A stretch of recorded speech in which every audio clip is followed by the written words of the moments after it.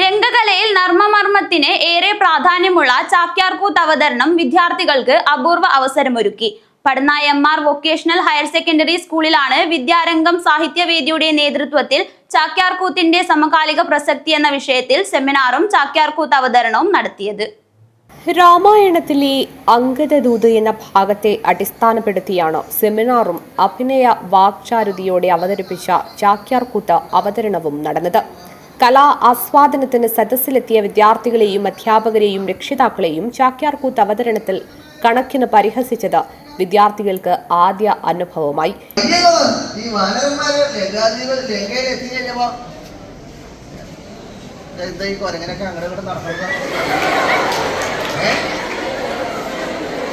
അത് ചെറിയ പരക്കന്മാരല്ല, ഈ വലിയ വലിയ പരക്കന്മാരൊക്കെ അജ്ഞാനം ഇല്ലാണ്ട് നടന്നാലോ?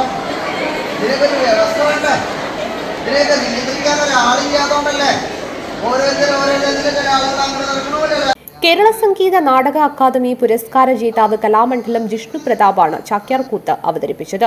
നേപഥ്യ ജിനേഷ് മിഴാവിൽ താളമിട്ടു. ഇൻട്രാക് ഫോക്ലാൻഡ് എന്നിവയുടെ സഹകരണത്തോടെയാണ് സ്കൂൾ ഓഡിറ്റോറിയത്തിൽ സംവേദനപരമായ സെമിനാറും ചാക്യാർകൂത്ത് പ്രദർശനവും നടത്തിയത്. സ്കൂൾ പ്രധാനാധ്യാപകൻ MC ഷിഹാബ് സെമിനാർ ഉദ്ഘാടനം ചെയ്തു.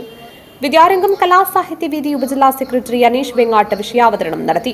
വിദ്യാരംഗം school convener M Manu, SRG convener K Prakash, staff secretary V Harindran, senior assistant S Manoj, VK Sasikala, K Sripriya എന്നിവർ സംസാരിച്ചു.